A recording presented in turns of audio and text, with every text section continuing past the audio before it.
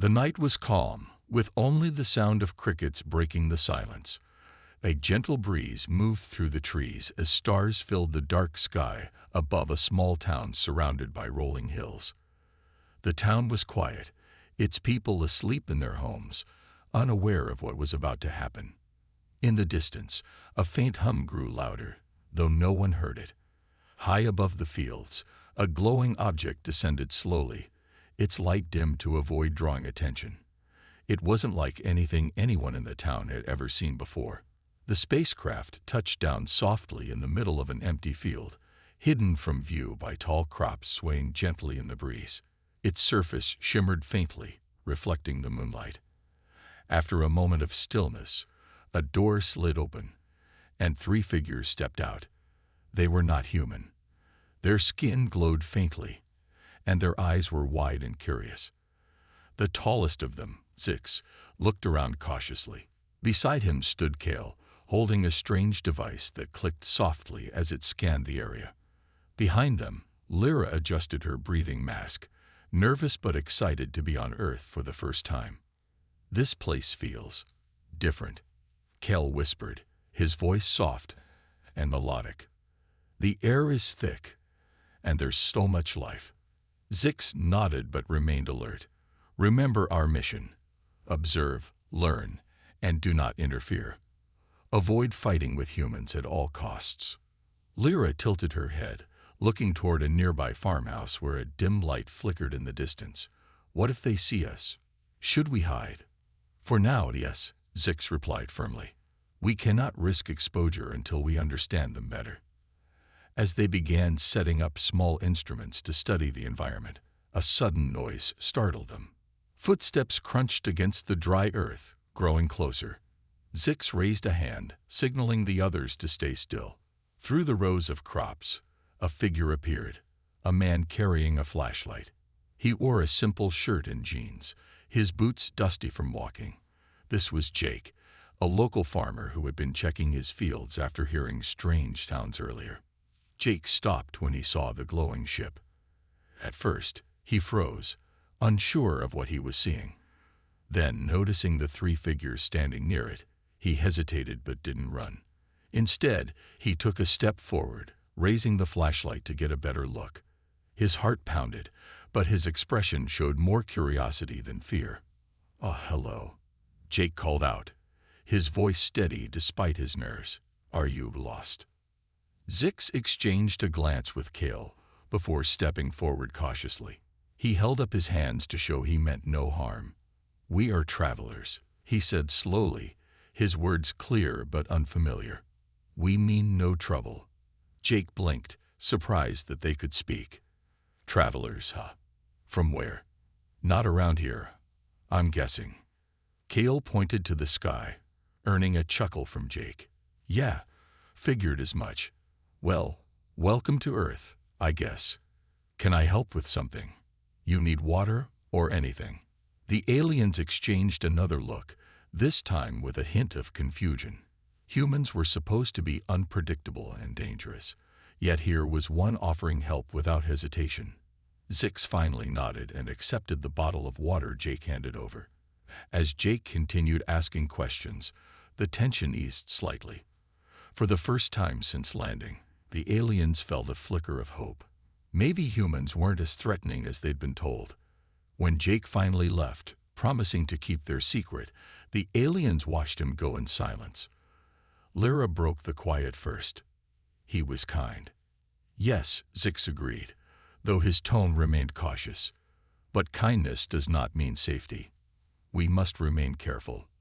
Still, as they returned to their work, each of them couldn't shake the feeling that perhaps their mission would be far more interesting and challenging than they had anticipated. The aliens set up a temporary base deep in the woods, far from Jake's farm, but close enough to watch the humans. Zix made sure their equipment was well hidden under bushes and covered with leaves, so no one would find them. Kel spent most of his time studying the humans using small flying drones. These drones floated silently above the town, recording everything. People talking, laughing, working, and even arguing. Lyra stayed busy trying to figure out Earth's languages. She found it amazing how humans could say so much with just a few words. One day, while watching footage from the drones, Kale became fascinated by a small diner on the edge of town. The place was always full of people eating, drinking coffee, or chatting. What caught his attention most was Emma, a young waitress who moved between tables with a bright smile. Even when customers were rude or forgot to leave tips, she stayed cheerful. Her kindness confused Kale. Why would someone stay happy when others treated her poorly? This behavior is strange, Kale said to Zix as they watched the footage together. Humans seem to be both kind and harsh. It doesn't make sense. Zix crossed his arms and frowned. That's why we need to study them carefully. We can't guess how they'll react if something goes wrong. While Kale kept analyzing the diner, Lyra grew tired of staying hidden all the time. One evening, she decided to sneak out for a quick walk. She promised herself she'd stay safe and not go too far. But as she wandered closer to the town, she found herself in a park where a girl sat alone on a bench. The girl, Sophie, was drawing in a notebook under the dim light of a street lamp. Sophie looked up when she heard footsteps. At first, she froze, shocked by Lyra's glowing skin and unusual features. But instead of screaming or running, Sophie tilted her head curiously. "Who or what are you?" she asked softly. Lyra hesitated, unsure how to answer. Breaking the rules, she chose to trust this human. "I am a traveler," she said slowly, copying the phrase Zix had used with Jake. "I come from very far away." Sophie blinked, then smiled faintly. "Like space far. Are you an alien?" Lyra nodded cautiously. To her surprise, Sophie didn't panic. Instead, she patted the bench beside her. "Sit down. You look like you've had a long journey." Though nervous, Lyra obeyed. For the next hour, Sophie showed her sketches of stars and planets, explaining her dream of becoming an astronaut.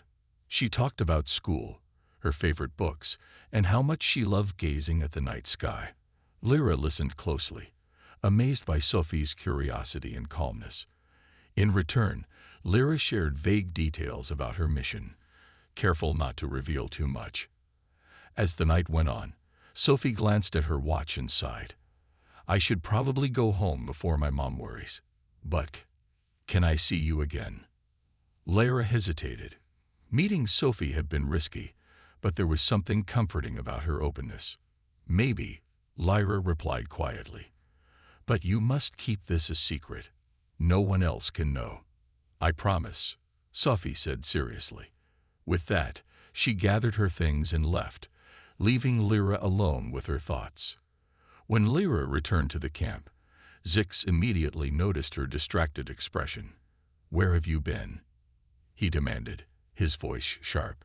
"I went to explore," Lyra admitted. "And I met someone, a human. She was kind, like the farmer. She wasn't afraid of me."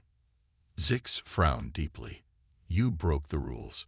Humans are unpredictable. Just because two were kind doesn't mean others will be." "But maybe they aren't all dangerous," Lyra argued softly. "Maybe we can learn more by trusting them." Kale interrupted, holding up a drone recording. "Look at this." On the screen, Emma was seen comforting a crying child, offering free pie to a struggling family, and helping an elderly man carry groceries outside. Her actions showed how caring humans could be. Zix sighed, rubbing his temples.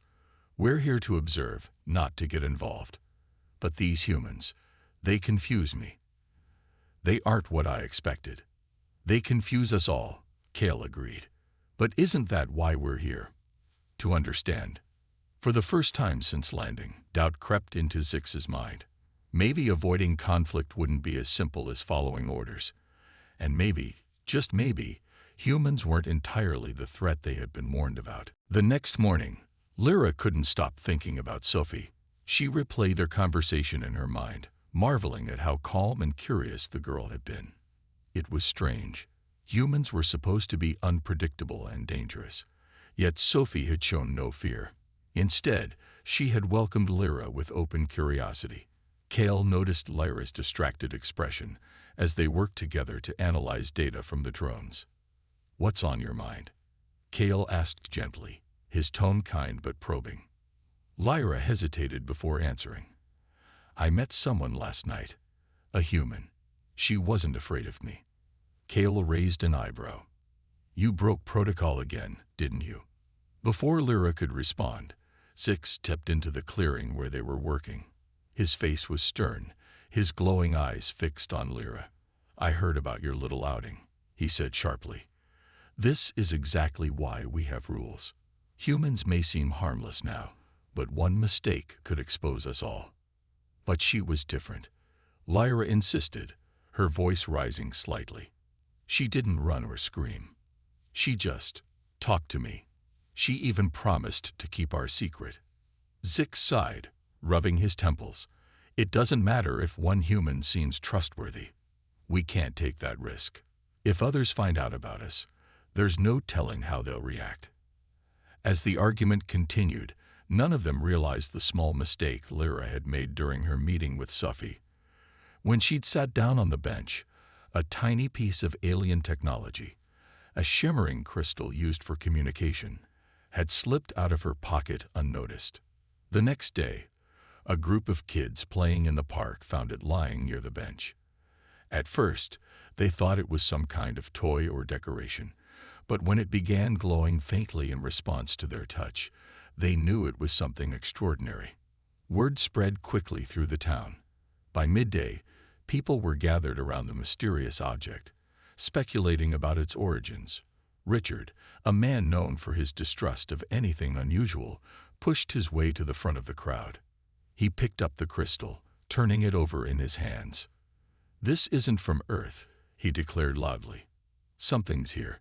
Something not human." Back in the woods, Zix felt a sudden shift in the air. The drones monitoring the town showed panicked faces and excited chatter. Kale frowned as he zoomed in on the footage. "They've found something," he said urgently. "Look, it's one of our devices." Zix's eyes widened in alarm. "Which one?" "The communication crystal," Kale replied grimly. "The one Lyra carries." All eyes turned to Lyra, who suddenly patted her pockets in horror. Realizing what had happened, she stammered, I must have dropped it when I met Sophie."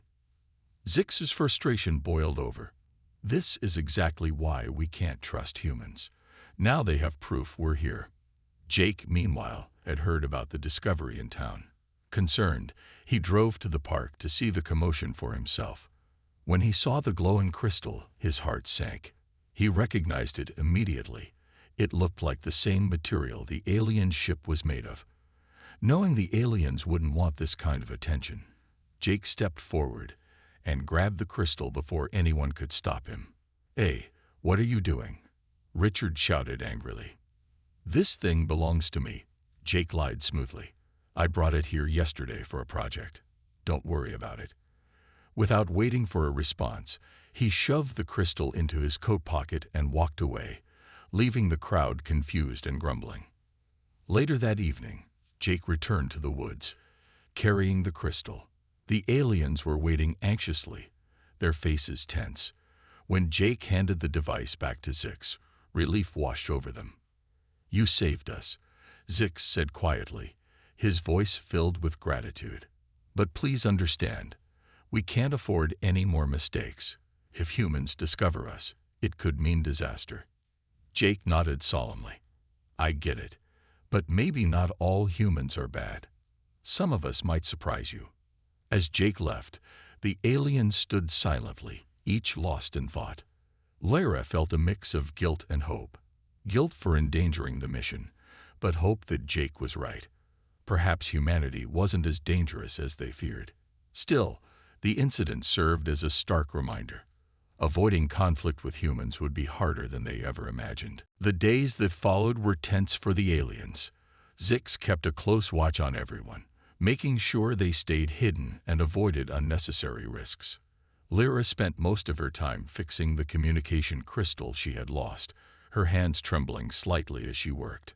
She couldn't stop thinking about Sophie and wondered if the girl suspected anything after finding the strange object in the park. Kale, meanwhile, continued studying humans through the drones, his curiosity growing stronger with each passing day. One evening, Jake returned to the woods, carrying a basket filled with food. "Thought you might need this," he said with a small smile, setting it down near their camp. The aliens looked at him cautiously but accepted the gift.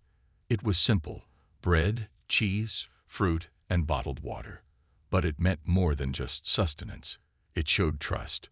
"Thank you," Zix said finally, his tone softer than usual.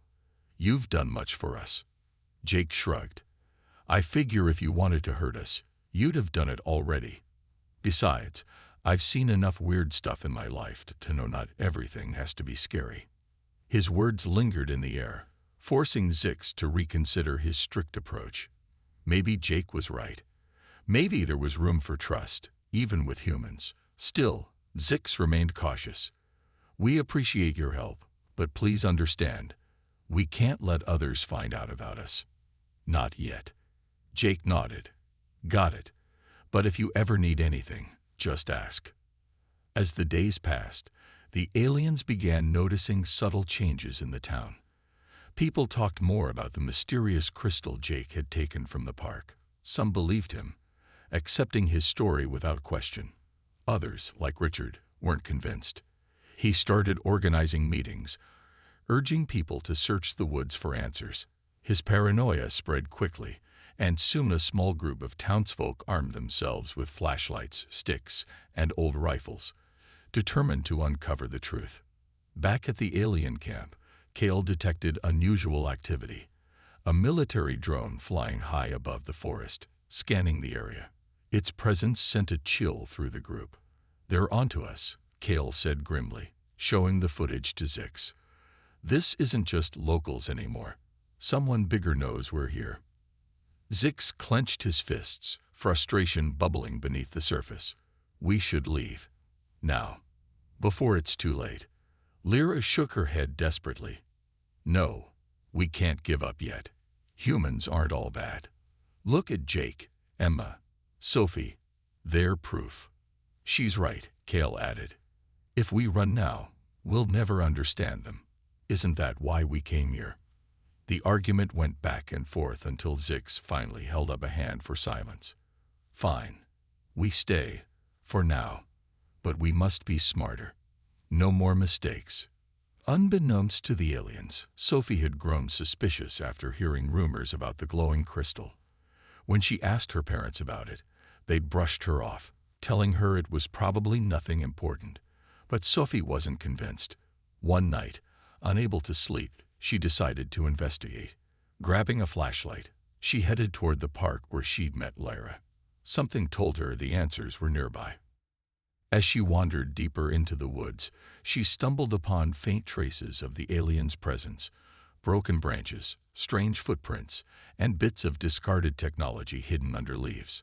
Her heart raced with excitement and fear. She knew she was close to something extraordinary. Just as she bent down to examine a shiny fragment, a voice startled her. "What are you doing here?" It was Jake, standing behind her with a concerned expression. Sophie turned quickly, her face pale. I think I found something. Or someone." Jake sighed, realizing he couldn't hide the truth any longer. "Listen carefully. You're right. There's something out here. But it's not what you think. And if you care about them, you'll keep this a secret." Sophie stared at him, wide-eyed. "Are they aliens?" Jake hesitated before nodding slowly.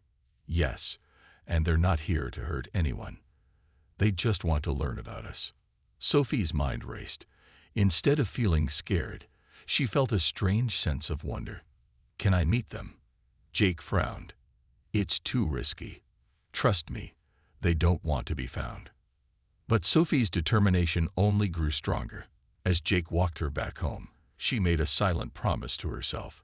She wouldn't give up until she understood who, or what, was hiding in the woods. For better or worse, the alien's secret was no longer safe. The tension in the woods grew thicker with each passing day.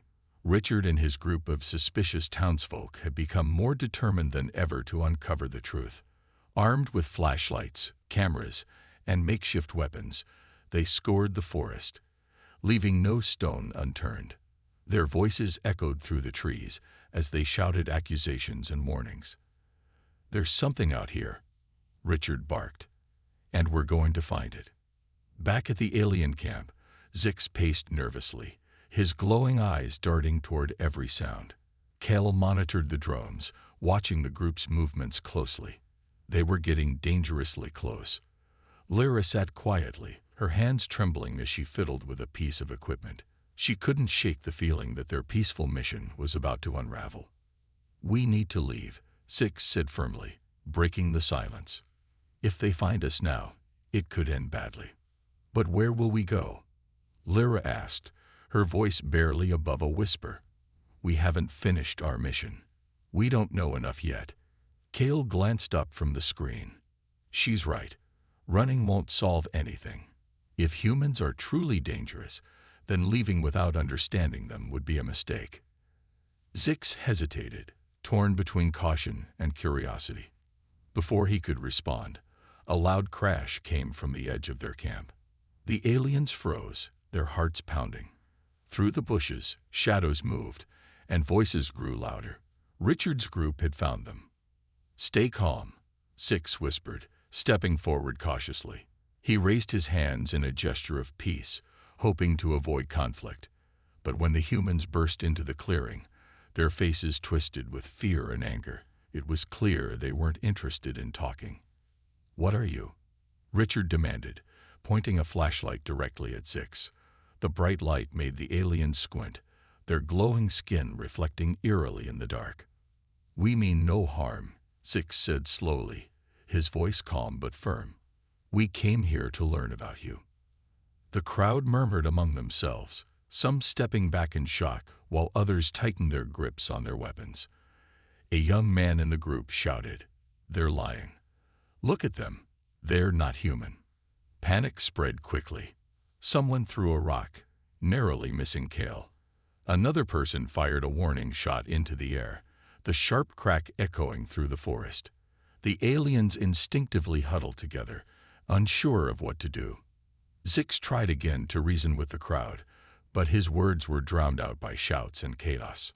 Just as things seemed to spiral out of control, Jake appeared, pushing his way through the mob. "Stop," he yelled, his voice cutting through the noise. "These creatures haven't done anything wrong." Richard glared at him. "You knew about this. You've been hiding them." "They saved my life." Jake lied quickly, thinking fast. "They're not here to hurt anyone. Just let them go." For a moment, the crowd hesitated, but Richard wasn't convinced. "How do we know they won't attack us later? We can't trust them." Before anyone could react, Sophie stepped forward from the back of the group. Her hands were shaking, but her voice was steady. "They're telling the truth. I've seen them before. They're different, yes, but they're not dangerous."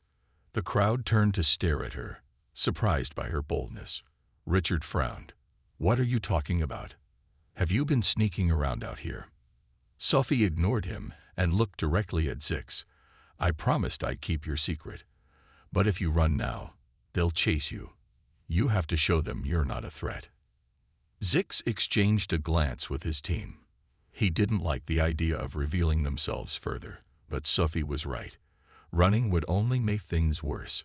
With a deep breath, he nodded at Cull, who activated a small holographic device. A shimmering image of their home planet appeared in the air, accompanied by soft, melodic sounds. The humans gasped, their weapons lowering slightly as they stared in awe. "We come in peace," Zix repeated, his voice gentle. "Please, give us a chance." The crowd fell silent, unsure of how to respond. For the first time, fear gave way to curiosity. But even as the immediate danger passed, the aliens knew their mission had changed forever. Trust had been tested, and the fragile bond they had begun to build with humans now hung by a thread. The holographic image of the aliens' home planet faded slowly, leaving the crowd in stunned silence. Some people lowered their weapons completely, while others still held onto them tightly, unsure of what to do next. Richard scowled, his face red with frustration. "This doesn't prove anything," he shouted, trying to rally the group. They could be lying. How do we know they're not planning something? Sophie stepped forward again, her voice calm but firm.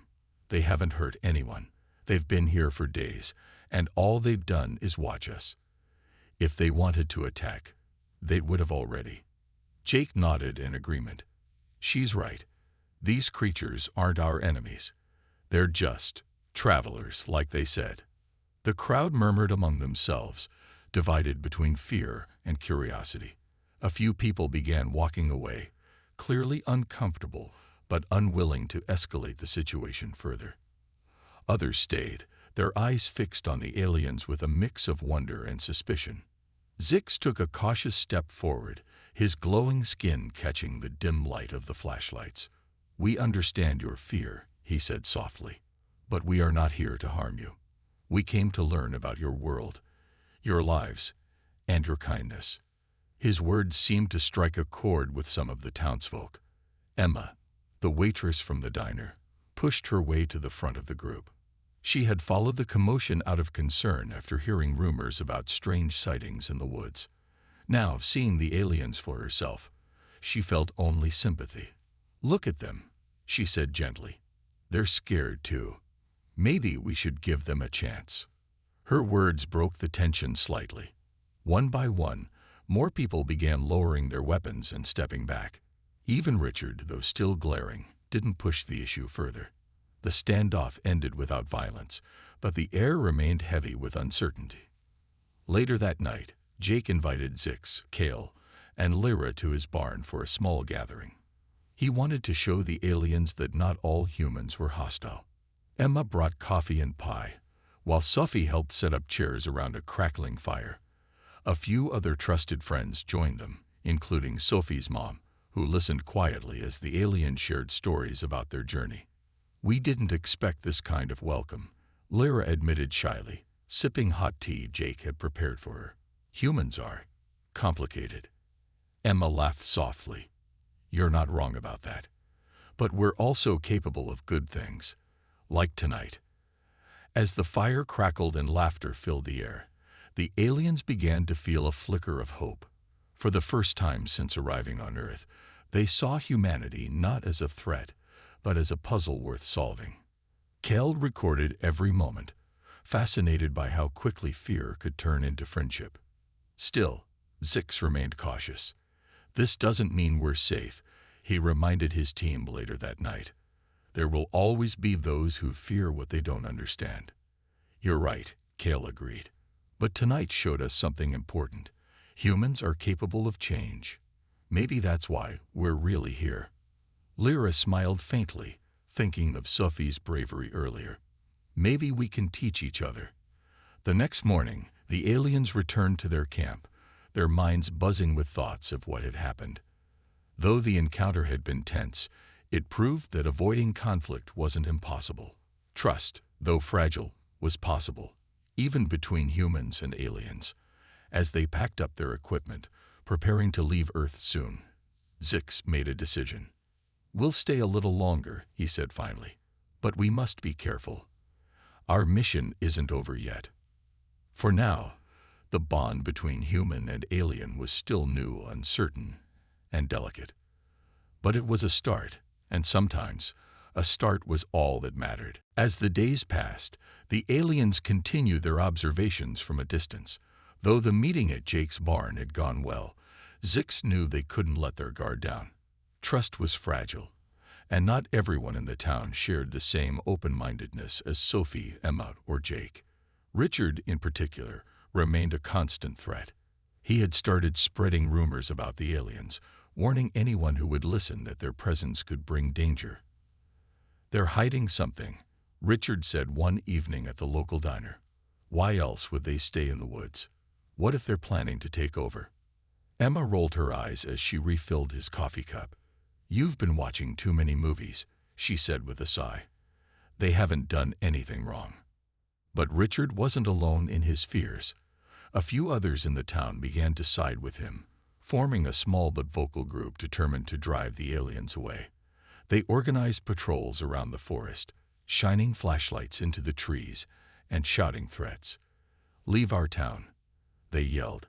"We don't want you here." The tension grew thicker with each passing night. The aliens tried to avoid conflict, staying hidden deeper in the woods, but it was becoming harder. One evening, Cale detected movement near their camp. Richard and his group were closing in. "They're coming," Cale warned, his voice tense. "We need to decide what to do." Zix clenched his fists, frustration bubbling inside him. "We can't keep running. If we leave now, it will only prove their fears right." Lyra looked up from her work, her glowing eyes wide with worry. "But what choice do we have? Fighting them would make things worse." Before Zix could respond, a loud shout echoed through the trees. "Come out," Richard yelled. "We know you're here." The aliens froze, unsure of how to react. Just as Richard's group stepped into the clearing, Jake appeared, breathless from running. "Stop," he shouted, stepping between the humans and the aliens. "Leave them alone."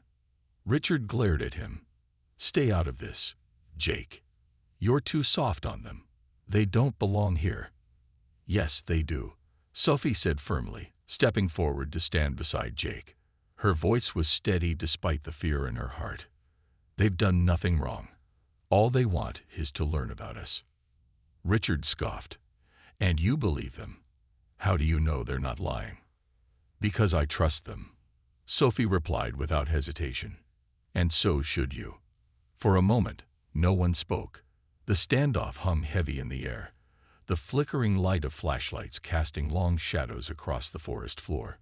Then, unexpectedly, Emma stepped forward, holding a tray of food she had brought from the diner. "If you're so scared of them, why don't you sit down and talk?" she suggested calmly. "Maybe you'll see they're not monsters." Her words caught everyone off guard, even Richard. Slowly, some of his group lowered their weapons, though their expressions remained wary. Taking advantage of the pause, Zix stepped forward cautiously. "We are not your enemies," he said softly. "We came here to understand you, not to harm you." The crowd hesitated, unsure of what to do next. Finally, Richard shook his head and turned away, muttering under his breath. "This isn't over," he said before leading his group back toward town. Though the immediate threat had passed, the encounter left the aliens shaken.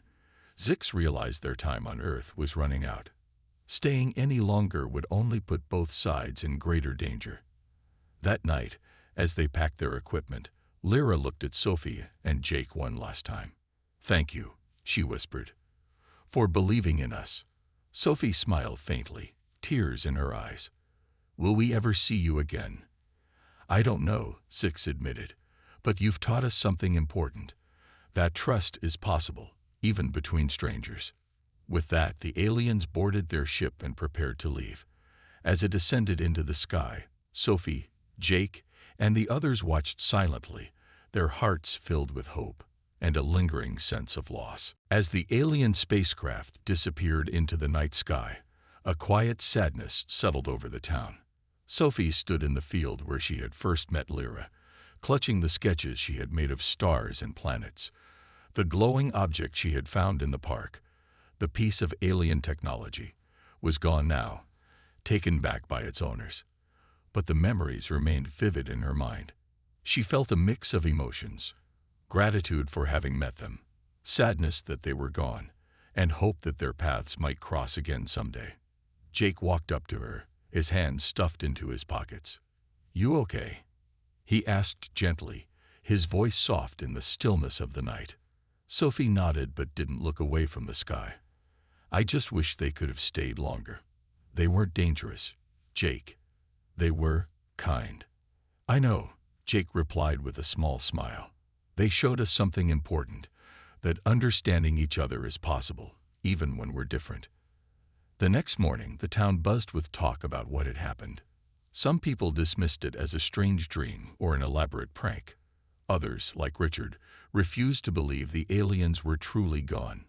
"They'll be back," he muttered at the diner, earning skeptical looks from Emma and the others who had seen the ship leave.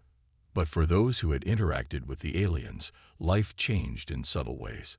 Sophie began reading everything. she could find about space exploration, fueling her dream of becoming an astronaut. She often visited the park where she had first met Lara, imagining the aliens traveling among the stars. Her mom noticed the change in her and smiled, proud of how much her daughter had grown.